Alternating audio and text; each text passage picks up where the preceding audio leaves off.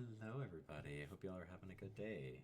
This is Sakutian. Give me just a few seconds. I am just getting everything set up here. I was not planning to stream today, but I decided to at the last minute, which is always how I do things. Okay, there's that. I got my book. Hello, everybody. I have to do all my announcements and stuff, and then I'll be with you all, and we can get to this story. Boop. That's done. That's done. And what am I forgetting? I am forgetting this post. Boop. Okay, cool. Hi, everybody. I hope y'all are having a good day or good evening or whatever time it happens to be when you catch this. I'm gonna have my short hair because why not? I hope y'all are having a good day. I do occasionally do story times. They are very inconsistent. We haven't done Ranma. This is story time, Ranma, not scare people time. I haven't done one of these in a while. So far, we've done Winnie the Pooh. Last time I read from The Wind and the Willows, I read chapters 1 and 2. I got my blanket. If you're wondering about the game going on in the background, this is a game. It is on Steam. It's called On Track. It's a train simulator. I've turned off all the sounds and things, but just to give you, so you can make the train go faster. But you can do the day-night cycle. You can make things. You can have train noises if you want them. You can have people. And you can have just noise. I turn all the noises off because the idea with the story times is they're meant to be kind of like my chill, let's hang out and I read to you streams. I am going to be back tomorrow. I am doing a stream with my friends Prism, Flara, Atomic, and Liara. We're gonna play. We're gonna do the first ever Doodles and Noodles collab. We're gonna play draw and guess and draw stuff, and it's gonna be fun. So, if you're watching this and you want to come back tomorrow, I will be here for that. That is gonna be going on at 4 p.m. EST. I'm gonna jump back in. So last time we read The Wind and the Willows, I read chapters 1 and 2. So we're not too far into this book. If you're wondering about which edition or anything, so this is The Wind and the Willows by Kenneth Graham. The version I'm reading has illustrations by Inga Moore. This one was published by Walker Books. I really like this one. I bought a new version. The reason I bought a new version is complicated, and that was part of the reason I didn't read from The Wind and the Willows for a while. But this is a whole new copy that I bought just for us to read together. The book's really pretty. If you've never read The Wind and the Willows and seen all the illustrations, there are some really pretty ones in it. So I am going to bring us to chapter 3. By the way, I apologize if my tracking is weird. I am going to be looking down a lot, so if I don't see something someone says or I don't respond as quickly, it's because I'm reading the book. So this is chapter 3, The Wild Wood. The mole had long wanted to make the acquaintance of the badger, but whenever he mentioned his wish to the water rat, he always found himself put off. Badger will turn up some day, the rat would say. Couldn't you ask him here, dinner or something, said the mole. He wouldn't come, replied Rat simply. Badger hates society, and invitations, and dinner, and all that sort of thing. Well, supposing we call on him, suggested the mole. Oh, I'm sure he wouldn't like that at all, said Rat. He's so very shy. He'll be along some day. But he never came along, and it was not until summer was over, and the cold frost kept them indoors, that the mole found his thoughts dwelling again on the gray badger. And one cold, still afternoon, with a hard, steely sky overhead, he slipped out of the warm parlor and went by himself to the wild wood where Mr. Badger lived. There was nothing to alarm him at first entry. Twigs cracked under his feet, Logs tripped him, funguses on stumps startled him, but that was all fun and exciting. It led him on to where the light was less, the trees crouched nearer and nearer, and holes made ugly mouths at him on either side. Everything was very still now, and the light seemed to be draining away like floodwater. Then the faces began. It was over his shoulder that he first thought he saw a face, a little evil wedge-shaped face, looking out at him from a hole. When he turned, the thing had vanished. He quickened his pace, telling himself cheerfully not to begin imagining things, or there would simply be no end to it. He passed another hole, and another, then yes, no, yes. A little narrow face with hard eyes had flashed up for an instant and was gone. He braced himself and strode on.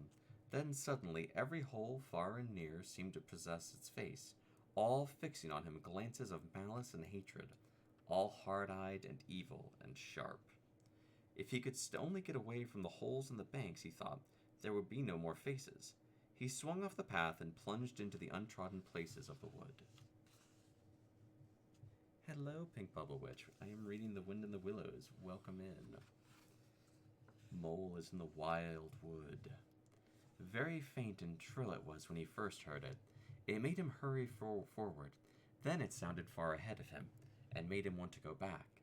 As he halted, it broke out on either side, and he passed throughout the whole length of the wood. Wait a minute, did I send this a page? I might have missed a page.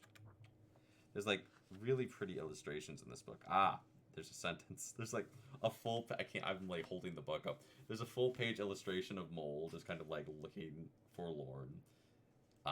So let me read this line. Then the whistling began. Whistling. Very faint and shrill it was when first he heard it. It made him hurry forward. Then it sounded far ahead of him and made him want to go back. As he halted, it broke out on either side and passed throughout the whole length of the wood. They were up and ready, whoever they were, and he was alone and unarmed and far from help. And the night was closing in. Then the pattering began. He thought it was only falling leaves at first, so slight was the sound of it. Then, as it grew, it took a rhythm, and he knew it for the pat, pat, pat of little feet. As he listened anxiously, leaning this way and that, it seemed to be closing in on him. A rabbit came running towards him. "Get out of this, you fool! Get out!" The mole heard him mutter as he swung around a stump and disappeared down a burrow. The pattering increased till it sounded like hail on dry leaf carpets spread around him. The whole wood seemed to be running now, running hard, hunting, chasing something or somebody.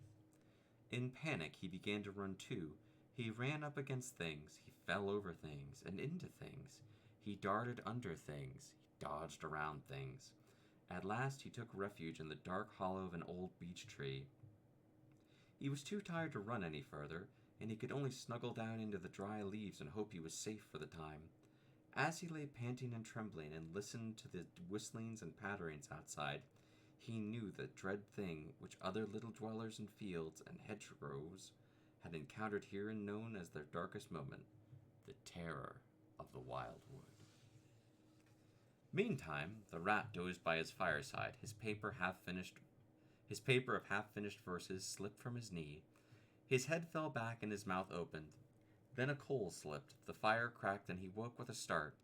He looked down to the floor for his verses, pored over them for a minute, then looked round for Mole to ask him if he knew a good rhyme for something or other. But the mole was not there. He listened for a time. The house seemed very quiet. Then he called, "Moley!" He got up and went out into the hall. The mole's cap was missing from the accustomed peg. His galoshes, which were always laid by the umbrella stand, were also gone. The rat left the house and examined the muddy ground outside, hoping to find the mole's tracks. There they were, sure enough. The galoshes were new, just bought for the winter, and the pimples on their soles were fresh and sharp. He could see the imprints of them in the mud, running straight and purposeful, leading to the wild wood. The rat looked very grave. Then he re-entered the house, strapped a belt around his waist, shoved a brace of pistols into it, and took a stout cudgel that stood in the corner of the hall, and set off into the wildwood at a smart pace. And then there's a picture here of Rat with a big club and guns. Rat's not playing around. No, you're fine. You're allowed to chat. It's okay. I do ask that like we be respectful with sound alerts because people may be listening to this to try to sleep. I try to make these a little. These are my chill streams. Um, it was already getting towards dusk when he reached the first fringe of trees and plunged without hesitation into the wood, looking anxiously for any sign of a friend. Wicked little faces popped out of holes, but vanished at the sight of Rat, his pistols, and great ugly cudgel in his grasp. And the whistling and pattering which he had plainly heard on entry, died away, and all was still. He made his way through the length of wood, calling cheerfully, "Molly, where are you? It's me, Rat." He had hunted for an hour or more when he heard a little answering cry. From out of the hole of an old beech tree came a feeble voice, saying, "Ratty, is that really you?" The Rat crept into the hollow, and there he found the Mole, exhausted and still trembling. "Oh, Rat," he cried, "I've been so frightened you can't think." "You shouldn't really have gone and done it, Mole," said Rat. "We riverbankers hardly ever come here by ourselves. If we have to come, we come in couples. Then we're all right. Besides, there are 100 things to know. Passwords and signs and plants to carry in your pocket and verses you repeat and dodges and tricks. All simple enough when you know them, but they've got to be known if you're small or you'll find yourself in trouble." "Surely brave Mr. Toad wouldn't mind coming here by himself, would he?" inquired Mole.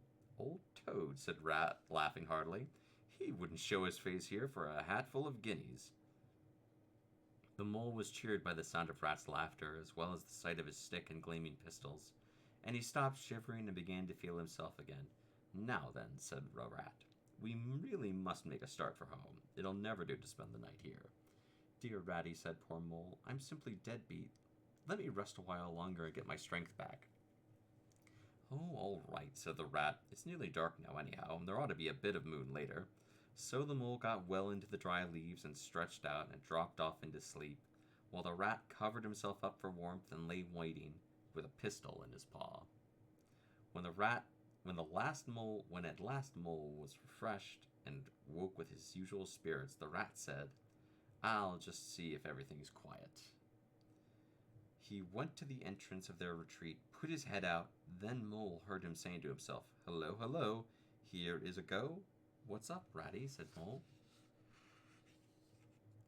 "Snow is up," replied Rat, "or down. It's snowing hard." The Mole looked out, saw the wood had quite changed. Holes, pitfalls, and other black menaces were vanishing fast, and a gleaming carpet of fairy was springing up everywhere. "Well, it can't be helped," said the Rat. "We must make a start, I suppose. The worst of it is, I don't know exactly where we are, and this snow makes everything look so very different." It did, indeed. The Mole would not have known if it was the same wood. However, they set out bravely and took the line that seemed most promising. An hour or two later they pulled up, weary and hopelessly, at sea and sat down on a fallen tree trunk. They were aching and bruised with tumbles. They had fallen into several holes and got wet through. The snow was getting so deep they could hardly drag their little legs through it. There seemed to be no end to the snow and no beginning, and no difference in it, and worst of all, no way out. Give me just a sec, I'm just checking something. Sorry. I got a message. "We can't sit here," said the Rat. "We shall have to make another push for it. There's a sort of dell down there where the ground seems all hilly and hummocky. We'll make our way down into that and try and find some sort of shelter, and we'll have a rest before we try again. Besides, the snow should leave off, or something may turn up." So they got on their feet and struggled down into the dell, where they hunted for a cave or a corner that was a protection from the keen wind and the whirling snow. When suddenly Mole tripped up and fell forward with his face with a squeal. "Oh, my leg!" he cried. "Oh, my poor shin!" And he sat up in the snow and nursed his leg in both his front paws. "Poor old Mole," said Rat kindly. "You don't seem to be having much luck today, do you?" "I must have tripped over a hidden branch or a stump," said Mole miserably. "Oh my, oh my." "It's a very clean cut," said Rat, examining it. "That was never done by a branch or a stump. Looks like it was made by a sharp edge of something metal. Funny." Well, never mind what done it, said the mole, forgetting his grammar in his pain. It hurts, whatever's done it. But the rat, after tying up the leg with his handkerchief, was scraping in the snow. Suddenly he cried, "Hooray, hooray!" and executed a feeble jig. "What have you found, Ratty?" said the mole, hobbling up. "A door scraper." "Why dance jigs around a door scraper?" "But don't you see what it means, you dull-witted animal?" cried Rat impatiently. "Of course I see what it means," replied the mole.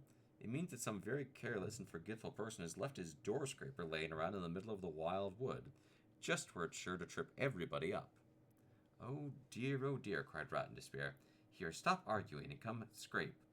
After some further efforts, a very shabby doormat lay exposed to view. "What did I tell you?" exclaimed the Rat in great triumph. "Nothing," replied the mole with perfect truthfulness. "You seem to have found another piece of domestic litter. Better dance your jig around that and get it over. Then perhaps we can go and not waste any more time on rubbish heaps. Can we eat a doormat, or sleep under a doormat, or sit on a doormat and sledge on it?" "Do you mean to say," cried the excited Rat, "that this doormat doesn't tell you anything?" "Really, Rat," said Mole pettishly, "who ever heard of a doormat telling anyone anything? They simply don't do it. They are not that sort at all." "Now look here, you thick-headed beast," replied the Rat, really angry. "This must stop. Not another word. Scrape, scratch, and dig if you want to sleep dry and warm tonight." The Rat attacked the snowbank, probing with his cudgel everywhere and digging with fury, and the Mole scraped busily too, more to oblige the Rat than for any reason. For his opinion was that his friend was getting light-headed. Some 10 minutes of hard work, and the point of Rat's cudgel struck something hollow. "You thick-headed beast, yes."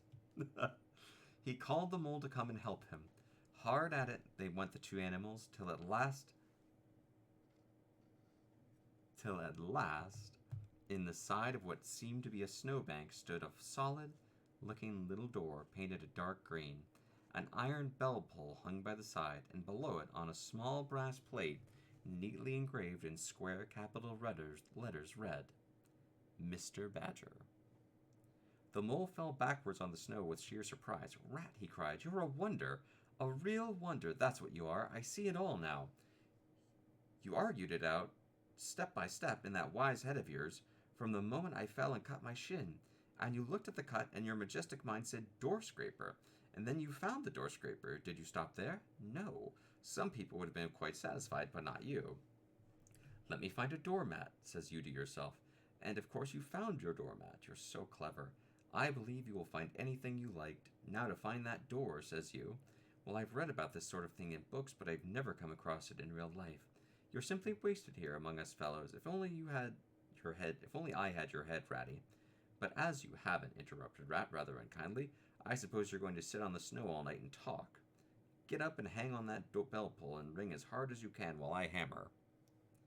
While the Rat attacked the door with his stick, and Mole sprang up at the bell pull, clutched and swung there, both feet well off the ground, and from quite a long way off they could faintly hear a deep-toned bell respond.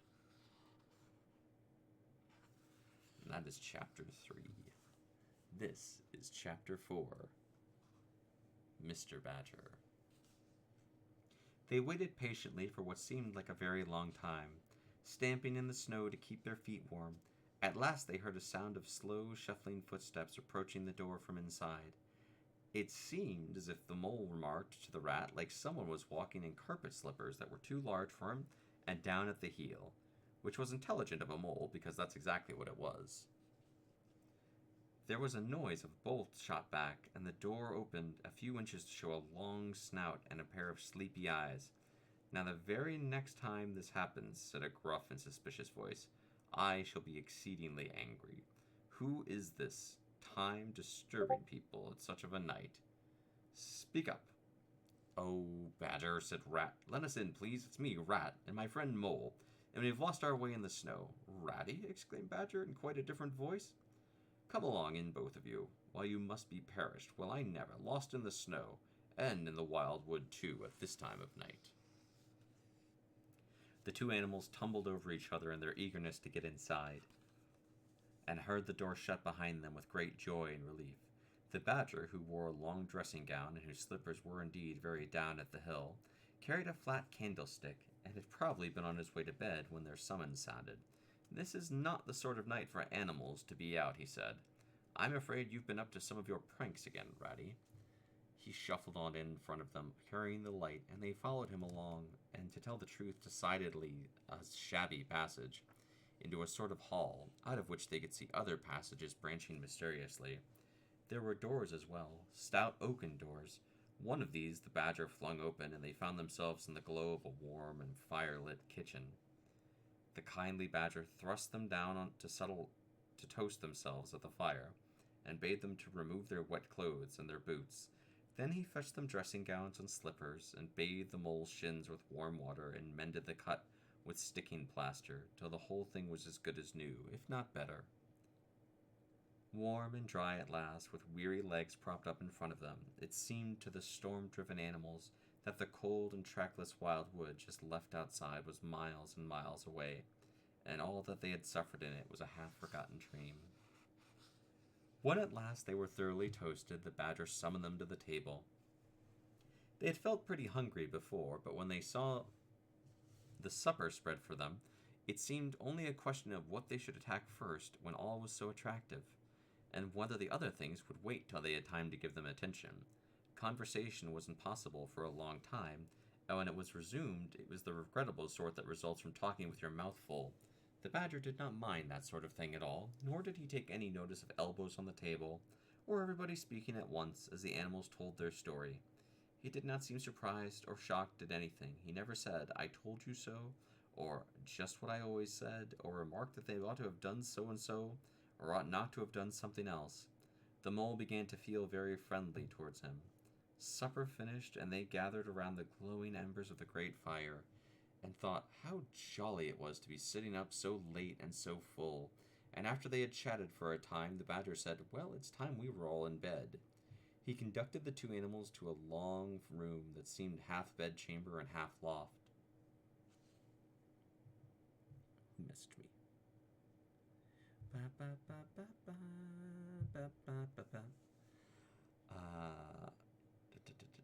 lost my place.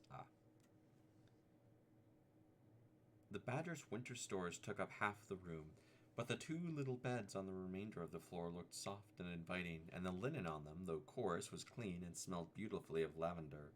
And the mole and the water rat, shaking off their garments in some 30 seconds, tumbled in between the sheets in great joy and contentment.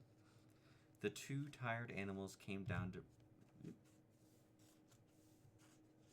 I have trouble turning the pages sometimes because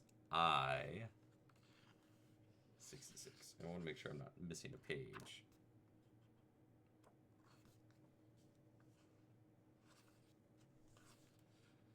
No, I didn't. Okay. If you've never read The Wind in the Willows or any version, the illustrations in this book, in every version I've seen, are beautiful. I keep stopping to look at them. They're really, really pretty.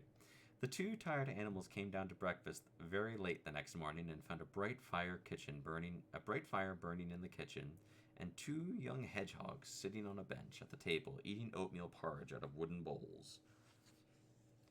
The hedgehogs dropped their spoons and rose to their feet respectfully as the two entered. Sit down," said Rat pleasantly, "and go on with your porridge. Where have you youngsters come from? Lost your way in the snow, I suppose?" "Yes, please, sir," said the elder of the two hedgehogs. "Me and Billy was trying to find our way to school, and we lost ourselves, sir, and Billy got frightened and took and cried, being young, and we happened upon Mr. Badger's back door and knocked, sir, for Mr. Badger, he's a kind-hearted gentleman, as everyone knows." I understand, said Rat, cutting himself some rashers of bacon, while Mole dropped some eggs into a saucepan. "And what's the weather like outside? You needn't stir me quite so much," he added. "Oh, terrible bad, sir. Terrible deep the snow is," said the hedgehog. "No getting out for you gentlemen today." "Where's Mr. Badger?" inquired the Mole. "The master's gone into his study, sir," replied the hedgehog, and said as how he was going to be particularly busy this morning, and on no account was he to be disturbed. The animals knew well that Badger, having eaten a hearty breakfast, had retired to his study and settled himself in his armchair with his legs on another and a red cotton handkerchief over his face, and was being busy in the usual way at this time of year. The front doorbell clanged loudly, and the rat, who was very greasy with buttered toast, sent Billy, the smaller hedgehog, to go see who it might be. There was a sound of much stamping in the hall, and presently Billy returned in the front of an otter, who threw himself on Rat with a shout. "Get off," sputtered Rat with his mouth full. "Thought I should find you here," said the otter cheerfully. They were all in a state along the river bank this morning. Rat never been home all night, nor Mole either. Something dreadful must have happened, they said. And the snow had covered your tracks. But I knew when people were in a fix they mostly went to Badger, so I came straight here, through the wildwood. About halfway across, I came to this rabbit sitting on a stump, cleaning his silly face. I managed to extract from him that Mole had been seen in the wildwood last night. It was the talk of the burrows, he said, how Mole, Mr. Rat's particular friend, was in a bad fix. How he had lost his way, and they were up and out hunting, and we were chivying them, round and round. "Why didn't you do something?" I asked. "What, us?" he said. "Do something? Us rabbits." So I cuffed him.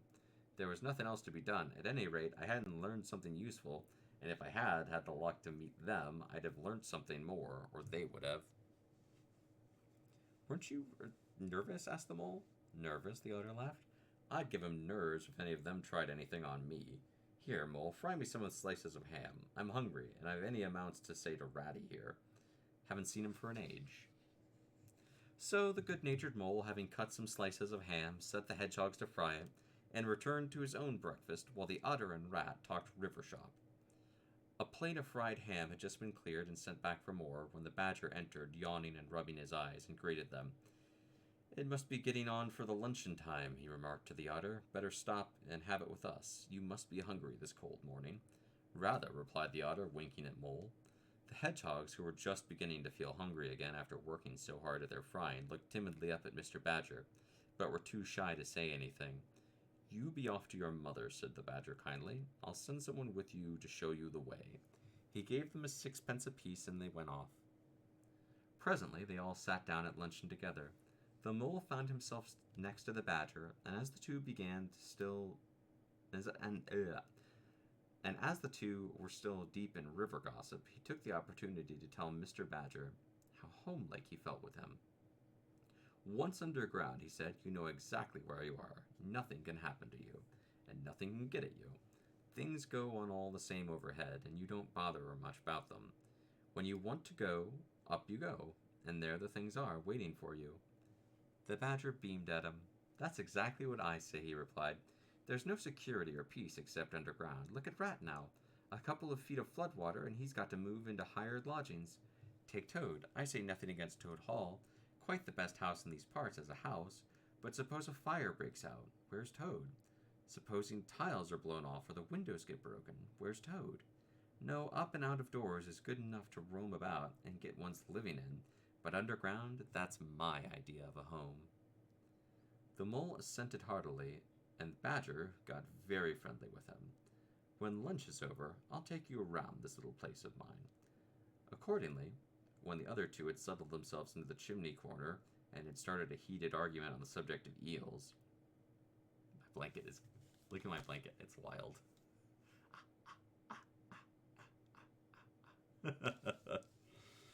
Whew. Wow, I don't know what I rigged that blanket to, but it's like,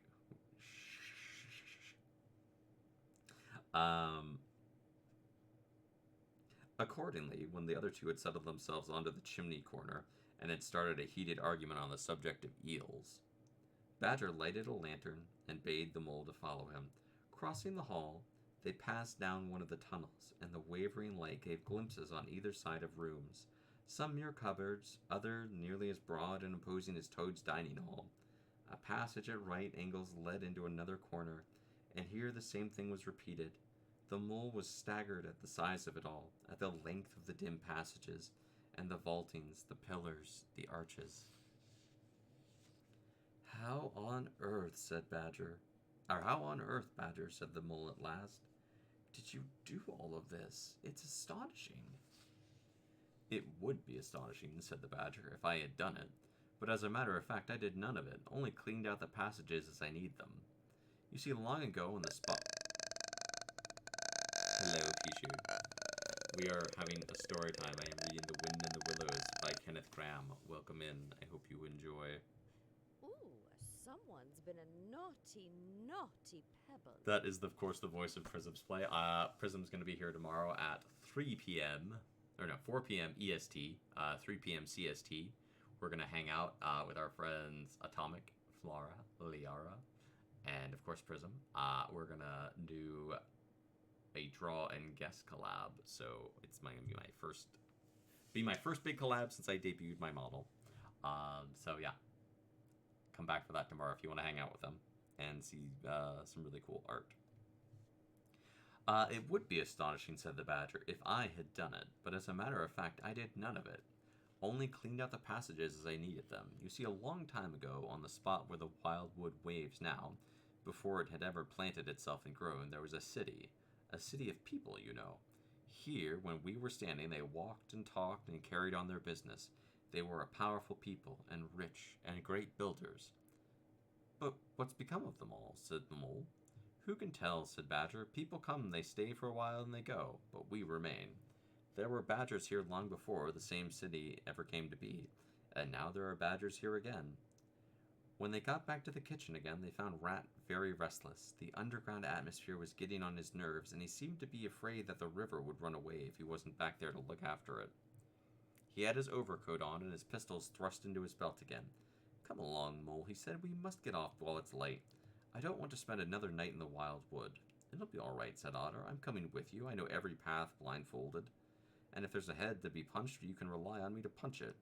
You needn't fret, Ratty, added Badger. My passages run further than you think, and I have bolt holes to the edge of the wood in several directions. Though I don't care for everybody to know about them, when you really have to go, you shall leave by one of my shortcuts. The Rat was still anxious to be off, so Badger, taking up his lantern again, led them away along a damp and airless tunnel that wound and dipped for what seemed like miles.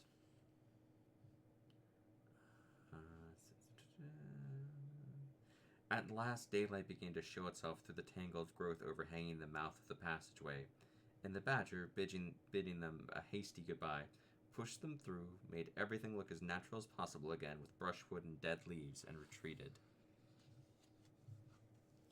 They found themselves standing on the very edge of the wild wood, rocks and brambles and tree roots behind them, in front of a great space of fields, hemmed by lines of hedges, black on the snow, and far ahead a glint of the familiar old river, while the wintry sun hung red and low on the horizon. They trailed out on a beeline for a distant stile. Pausing there and looking back, they saw the whole of the wildwood, menacing, compact, grimly set in the vast white surroundings. They turned and made for home, for firelight, and the familiar things it is played on, for the voice of the river they knew and trusted that never made them afraid. As he hurried along, Mole saw clearly he was an animal of the field and the hedgerow, the ploughed furrow, the frequented pasture, the lane of evening lingerings, the cultivated garden plot. For others, the conflict that went with nature in the rough. He must be wise, must keep to the places in which his lines were laid, and which held his adventure enough, in their way for a lifetime. Let me check this. We're going to check this chapter out. Let's see here. I'm going to read one more chapter. We're going to read one more chapter. This is chapter 5, Dolce Domum. The sheep ran huddling together against the hurdles, blowing out thin nostrils and stamping with delicate forefeet, their heads thrown back and the slightest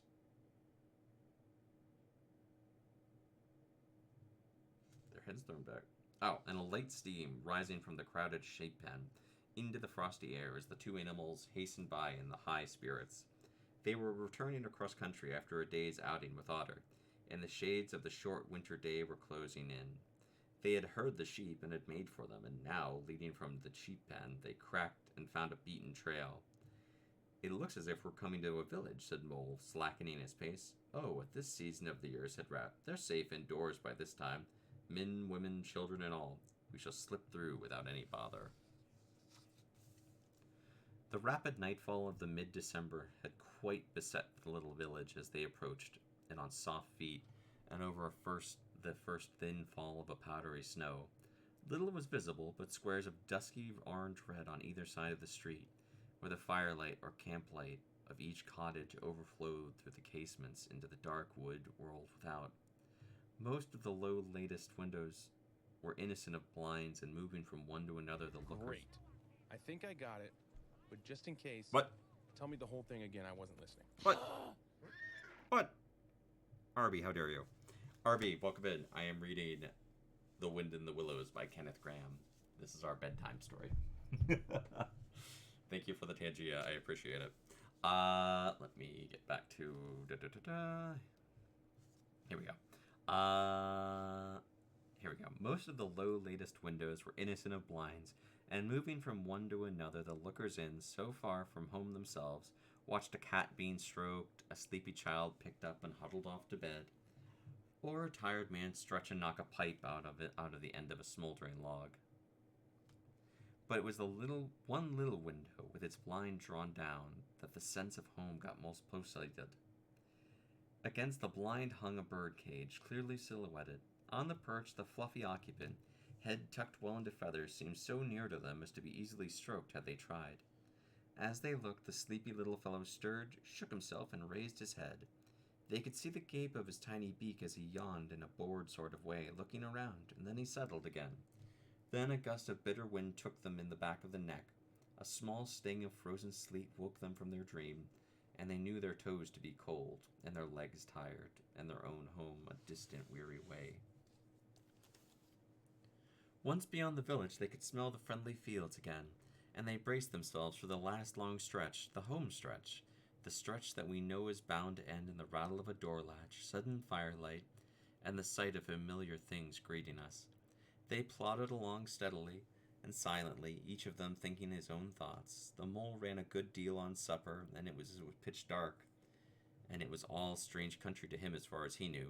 The rat was walking a little ways ahead, his eyes fixed on the road in front of him, so he did not notice Mole when the summons reached him and took him like an electric shock. We have only the word smell for the whole range of delicate thrills which murmur in the nose of an animal night and day. It was one of those mysterious fairy calls that suddenly reached Mole in the darkness, making him tingle through and through. He stopped dead in his tracks, his nose searching hither and thither. Home. That was what they meant. Those soft touches wafted through the air, those invisible little hands pulling and tugging all one way. Why, it must be quite close by him at that point. His old home he had forsaken when he first found the river. Since that bright morning he had hardly given it a thought. Shabby and poorly furnished, and yet his, the home he had made for himself, the home he had been so happy to get back to after his day's work. And the home was missing him, and wanted him back, and was telling him so. So, through his nose, sorrowfully, but with no bitterness or anger, that it was there, and wanted him. "Ratty," he called, "come back, I want you quick." "Oh, come along, Mole," replied the rat, plodding along. "Stop, Ratty," pleaded Mole, "you don't understand. It's my home. My old home. I've just come across the smell of it, and it's really quite close. Come back, Ratty, please." The Mole was by this time very far ahead, or the rat by this time was very far ahead, too far to hear what Mole was calling. "We mustn't stop now," he called back. "It's late, and the snow's coming again, and I'm not sure of the way, and I want your nose, Mole. So come on, there's a good fellow." And the rat pressed on without waiting for an answer. Poor Mole stood alone in the road, his heart torn asunder, a big sob gathering somewhere low down inside of him. Never for a moment did he dream of abandoning his friend. His old home pleaded and whispered. With a wrench he followed in the tracks of the rat, while faint, thin little smells still dogging his nose reproached him for his forgetfulness. He caught up with Rat, who began chattering about what they would do when they got back, and how jolly a fire in the parlor would be, and what supper he meant to eat, never noticing his companion's silence. At last, when they were passing some tree stumps at the edge of a copse, he stopped and said kindly, "Look there, Mole, old chap, you seem dead tired. No talk left in you and your feet dragging like lead. We'll sit down here for a minute and rest. The snow's held off and the best part of the journey is over." The Mole tried to control himself, for he felt coming up the sob he had fought so long. Up and up it forced its way into the air, and then another, and others thick and fast, till poor Mole at last gave up the struggle, and cried helplessly, now that he knew it was all over, and he had lost what he could hardly have said to have found. The rat did not dare speak for a while. At last he said, "What is it, old fellow? Whatever can be the matter?" Mole found it a little difficult to get the words out. "I know it's a shabby little place," he sobbed at last. "Not like your cozy quarters, or Toad's beautiful hall, or Badger's great house, but it was my own little home, and I was fond of it, And then I smelt it suddenly on the road when I called, and you wouldn't listen, Rat. We might have just gone and had one look at it, but you wouldn't turn back. You wouldn't. The rat stared in front of him, saying nothing, and then after a time he muttered, "What a pig I've been." "A pig? That's me." Then he rose, remarking, "Well, we'd better be getting on." He set off down the road again the way they had come. "Wherever are you going, Ratty?" cried the mole. "Going to find this home of yours, little fellow," replied the rat pleasantly. "Come back, Ratty, do," cried the mole, hurrying after him. "The snow's coming. Think of the riverbank and your supper." "Hang riverbank," said the rat heartily. When it seemed that they must be nearing the part of the road where Mole had been held up, Rat said, "Now, use your nose." Mole stood a moment rigid, his nose uplifted, quivering slightly, and felt the air. Then a short, quick run forward, a fault, a check, a try back, and then a slow, steady, confident advance. The rat kept close to his heels as the mole, with something of the air of a sleepwalker, crossed a dry ditch, scrambled through a hedge, and nosed his way over a field open and trackless and bare in the faint starlight. Suddenly he dived. The rat promptly followed him down a tunnel to which his unerring nose had faithfully pointed him. It was close and airless, and the earthy smell was strong. The mole struck a match, and by its light the rat saw that they were standing in an open space, neatly swept and sanded underfoot, and directly facing them was Mole's little front door, with Mole End painted in Gothic letters over the door pull. Mole reached down a lantern from a nail in the wall and lit it, and Rat, looking around him, saw that they were in a sort of forecourt. A garden seat stood on the one side of the door, and on one of the others a roller, for the mole, who was a tidy animal, could not stand having his ground kicked up with earth heaps. On the walls hung wire baskets with ferns, and in them brackets carrying plaster statuary, Garibaldi, and the infant Samuel, and Queen Victoria, and other heroes of modern Italy. Down one side of the forecourt ran a skittle alley, with benches along it, and a little wooden table. In the middle was a small pond containing a goldfish, and surrounded by a cockleshell border. Out of the center of the pond rose a fanciful erection clothed in more cockleshells, and topped by a large silver glass ball that reflected everything wrong, and had a very pleasing effect. Mole's face beamed at the sight of all these objects so dear to him, and he hurried Rat through the door, lit a lamp in the hall, and took one glance round his old home. He saw the dust lying thick on everything, saw the cheerless, deserted look of the long-neglected house, and its worn, shabby contents, and collapsed again on a hall chair, his nose in his paws. "Oh, Ratty," he cried dismally, "why did I ever do it? Why did I bring you to this poor, cold place when you might have been at the riverbank with all your nice things about you?" The rat was running here and there, opening doors and cupboards, lighting lamps and candles, and sticking them up everywhere. "What a capital little house this is!" And he called out cheerily, "We'll make a jolly night of it. The first thing we want is a good fire. I'll see to that. You get a duster, Mole, and try to smarten things up." Encouraged by his companion, the mole roused himself and dusted with energy, while the rat soon had a cheerful blaze roaring up the chimney. But Mole had another fit of the blues, dropping on a couch and burying his face in his duster. "Rat," he moaned, "you poor hungry animal, I've nothing to give you, not even a crumb."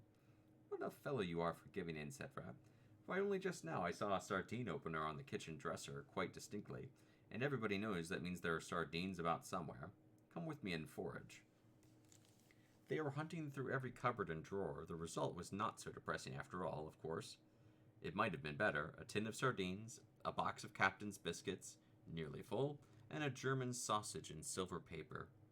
The rat busied himself fetching plates, knives, and forks, mustard which he mixed in an egg cup, and had just seriously got to work with the sardine opener when the sounds were heard from the forecourt without, like the scuffling of small feet in gravel and the murmur of tiny voices.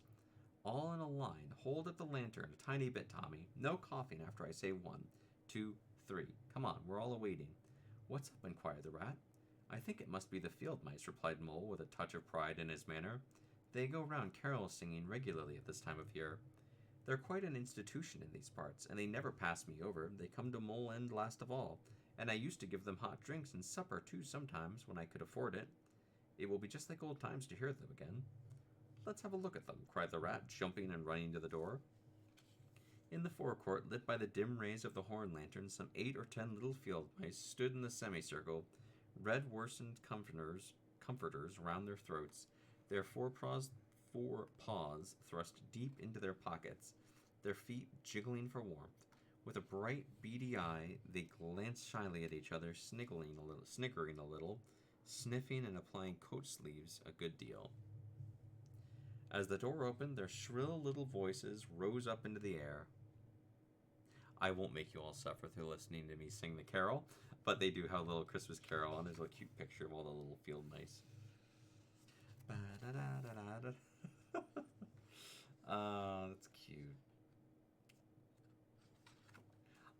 Well sung, cried the rat, and now come along in, all of you, and have something hot. You come along, field mice, cried Mole eagerly. You just wait a minute while we... Oh, Ratty, he cried in despair, whatever are we doing? We've nothing to give them. You leave all that to me, said the rat. Here, you with the lantern. Are there any shops open at this hour of the night? Certainly, sir, replied the field mouse respectfully. At this time of years, our shops keep open to all sorts of hours. Then you go off at once, and get me, said the rat. Here the mole only heard fresh mine. No, a pound will do. Only the best. If you can't get it there, try somewhere else. Of course, homemade, no tin stuff. Well, do the best you can. There was a chink of coin passing from one paw to another. The field mouse was provided with a basket for his purchases, and off he hurried with his lantern held high. The rest of the field mice perched in a row on the settle, their small legs swinging. They act plays, too, said Mole, explaining to the rat. Make them up all by themselves.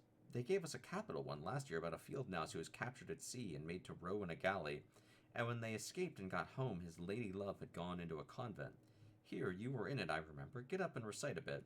The field mouse addressed, got up on his legs, giggled shyly, looked around the room, and remained absolutely tongue-tied. His comrades cheered him on. Mole coaxed him, but nothing could overcome his stage fright. Then the door opened, and the field mouse, with the lantern, reappeared, staggering under the weight of his basket. In a few minutes, supper was ready, and Mole, as he took the head of the table, saw his friends' faces brighten and beam as they fell to the thought of what happy homecoming this had turned out after all, as they ate and talked of old times. And the field mice gave him a local gossip gave him the local gossip, bringing him up to date, and answered all they could of the 100 questions he had to ask them. The rat said little or nothing, only taking care that each guest had what they wanted and plenty of it, and that Mole had no trouble or anxiety about anything. That page didn't want to turn. Just a second. They clattered off at last, with their jackets' pockets stuffed with remembrances for the small brothers and sisters at home. When the door had closed on the last of them and the chink of the lanterns had died away, Mole and Rat kicked up the fire, drew their chairs and discussed the events of the long day. At last Rat, with a tremendous yawn, said, Mole, old chap, I'm ready to drop. Sleep is simply not the word. That your own bunk over on the side? Very well then. Return the slab. What? Or suffer my curse. No. I'm not returning nothing. It's my slab. My slab. Ain't returning nothing. Put on my hat. Ha. Why did my button not work? Ha. Ha. I returned nothing. Thank you for the Tidgy, Harvey. That your own bunk over on the side? Very well then, I'll take this. With a ripping little house this is. Everything's so handy. He clambered into his bunk and rolled himself well up in the blankets, and slumber gathered him forthwith. The weary Mole also soon had his head on his pillow, but before his eyes were closed, he let them wander around his old room, mellow in the glow of the firelight that played on the familiar and friendly things. He saw how clearly and plain and simple, how narrow even it all was, but clearly, too, how much it all meant to him. He did not want to abandon the new life, to turn his back on the sun and the air. The upper world was all too strong. It called to him still, even down here, and he knew he must return. But it was good to think that he had come back to this place, which was all of his own, these things which were so glad to see him again, and could always be counted upon for the same simple welcome. That is chapter 5. The next chapter is chapter 6, Mr. Toad, and we will return to that next time. I will try not to make you wait as long before we do another bedtime story. I do like doing these with y'all. These streams tend to be very short, which is another reason that they're inconsistent, because like I try to stream for a longer period of time. I hope you enjoyed The Wind in the Willows. If you want to hear me reading the first 2 chapters, that is up on YouTube right now. I will post this soonish on YouTube. My VODs don't stay up very long on Twitch, so I'll wait for this one to fade off, and then it'll go up on YouTube. But yeah, we do story times. I've read like a bunch of Winnie the Poohs, so that's on there too. And I do let y'all pick the books to some degree that I read. So until next time. But I'm not sorry. What was that? Frog? How dare you? Again, I will be back tomorrow at 4 p.m. We're going to have a collab with my friends Prism, Liara, Flara, and Atomic. We're going to hang out for a bit and play some game. It's going to be fun. I hope some of you will be there for it. But until next time, remember to play more games and be safe. Thank you all for being here, and I hope you sleep well. Bye.